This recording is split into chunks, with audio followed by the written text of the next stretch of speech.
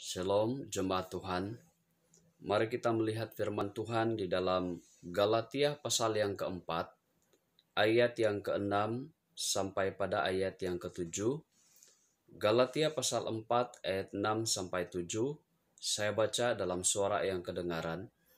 Dan karena kamu adalah anak, maka Allah telah menyuruh roh anaknya ke dalam hati kita yang berseru, Ya Aba, Ya Bapa. Jadi kamu bukan lagi hamba, melainkan anak. Jikalau kamu anak, maka kamu juga adalah ahli-ahli waris oleh Allah. Melalui pembacaan ini, saya membawa kita untuk belajar firman Tuhan ini dengan satu tema, yaitu keistimewaan menjadi anak Allah. Keistimewaan menjadi anak Allah. Di dalam Galatia ini, apa yang terjadi pada waktu itu adalah jemaat di Galatia mulai dipesongkan oleh pengajaran-pengajaran yang sesat. Sehingga mereka mulai mengalihkan fokus mereka. Mereka meninggalkan iman mereka dan mulai percaya pada pengajaran-pengajaran yang bersifat tahyul. Jadi Rasul Paulus menulis surat ini untuk memberikan peringatan kepada jemaat di Galatia supaya mereka tetap percaya kepada Kristus, karena ada keistimewaan-keistimewaan yang menjadi suatu keunggulan yang tidak dapat diberikan oleh agama lain atau oleh kepercayaan-kepercayaan yang lain.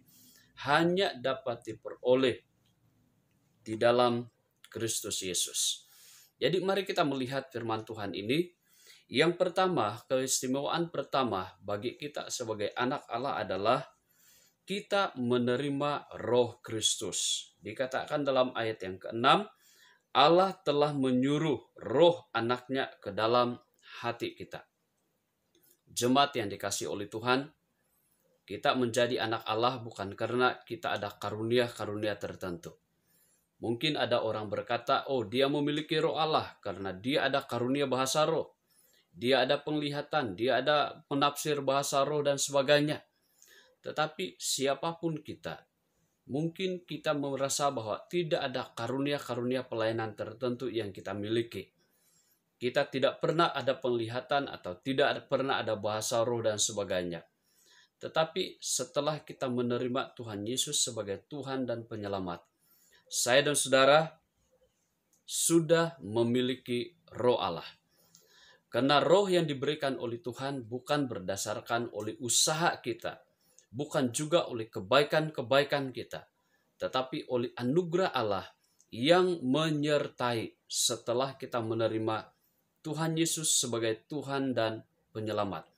Jadi pada waktu kita menerima Tuhan Yesus, maka pada waktu itulah roh ini ada di dalam hidup kita. Roh inilah atau roh Kristus inilah yang menundukkan hati kita, pemikiran kita, keinginan-keinginan kita. Dia tundukkan kepada kehendak Allah. Sehingga kehendak-kehendak kita yang bertentangan dengan kehendak Allah mulai secara perlahan-lahan dimatikan. Dan yang hidup sekarang ini adalah kehendak-kehendak Allah.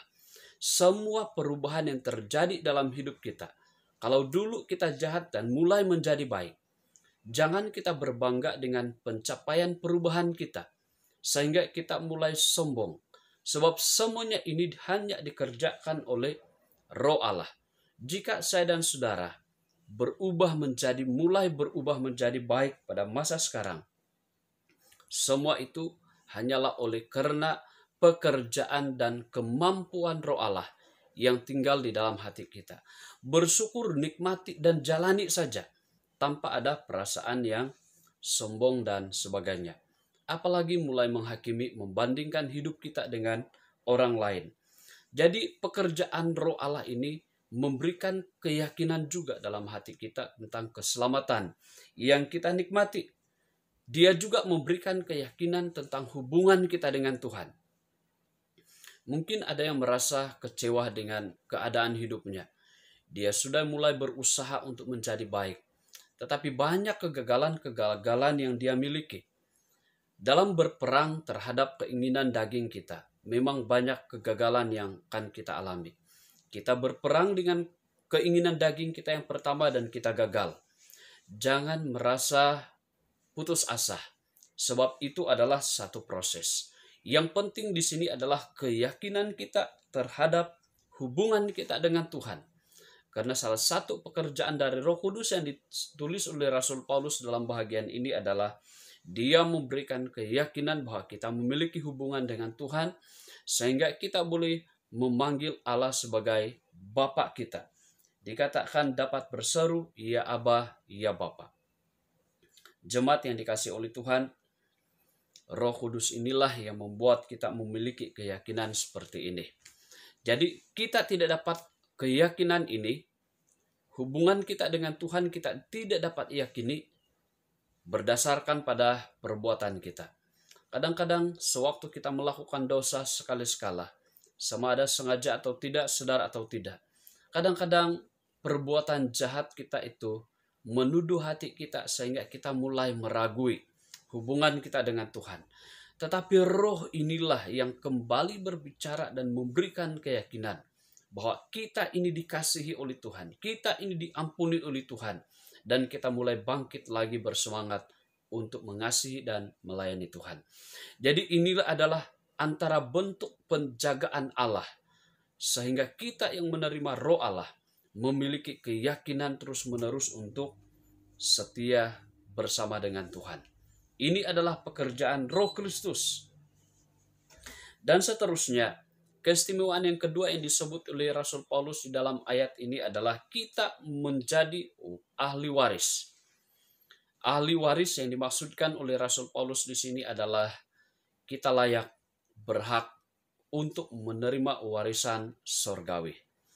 Jemaat, kalau kita melihat di dalam kehidupan kita sehari-hari, ada orang yang sanggup memutuskan hubungan saudara dengan adik-beradik, dengan ibu bapak, hanya karena mereka berebut dengan harta warisan. Ada yang sanggup untuk memutuskan hubungan saudara, untuk menyimpan dendam, tidak mengampuni, tidak peduli, menyimpan kepahitan hanya karena merasa tidak puas hati dengan harta warisan. Bahkan ada yang sanggup untuk bertindak membunuh dan sebagainya. Tetapi yang dia pertahankan itu adalah harta warisan yang bersifat fana, bersifat tidak kekal.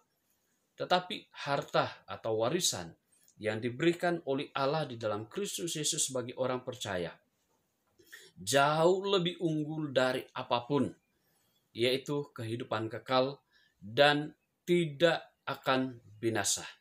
Jadi kalau kita memiliki suatu keinginan untuk mendapatkan warisan di dunia ini, dan itu pun bersifat kekal, kenapa tidak kita secara berhabis-habisan untuk bermegah dan setia kepada Tuhan bagi memperoleh atau mempertahankan iman kita untuk mendapatkan hak kita sebagai anak Allah dan mendapatkan harta warisan rohani atau surgawi ini.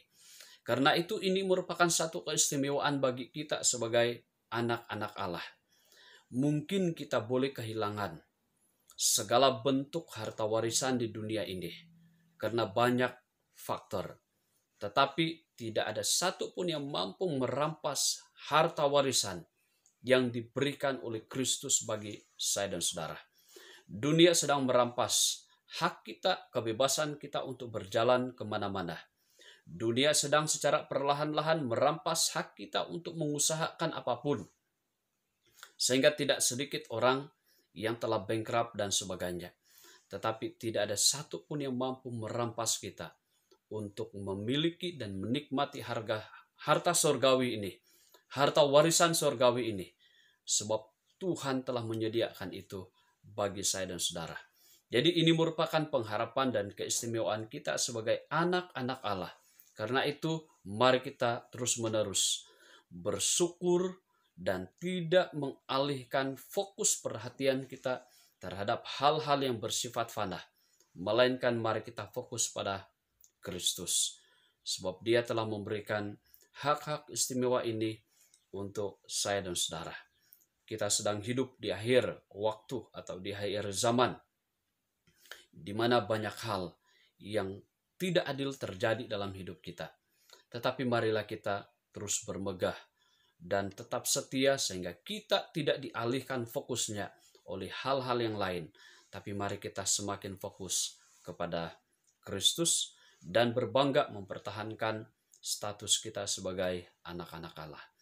Jemaat Tuhan, meskipun masih banyak keistimewaan yang disebutkan oleh Rasul Paulus dalam tulisan-tulisannya, tapi dalam 2 ayat yang kita baca sebentar tadi, 2 ini sudah cukup membahagiakan kita, meyakinkan kita bahwa kita, saya dan saudara, memiliki keistimewaan karena kita memiliki status kita sebagai anak Allah. Kita berdoa. Kami bersyukur ya Tuhan oleh karena kasih setiamu buat hidup kami, dan sebagai anak Allah kami sangat bersyukur karena kami menikmati memperoleh hak ini, dan ini pun bukan karena diberikan oleh siapa-siapa, tidak diberikan oleh orang yang terdekat dengan kami sekalipun, oleh penguasa dunia sekalipun, tetapi hanya oleh Allah. Oleh karena itu, tiada satu pun yang mampu merampas ini dari hidup kami, sebab Allah telah menetapkan ini bagi kami sebagai anak-anak-Mu. Hibur kami dengan kebenaran ini supaya kami tetap semangat menjalani hidup kami dalam ketidakadilan yang sedang terjadi di dunia ini. Kami bersyukur dalam nama Tuhan Yesus. Amin. Terima kasih jemaat Tuhan dan selamat hari Minggu.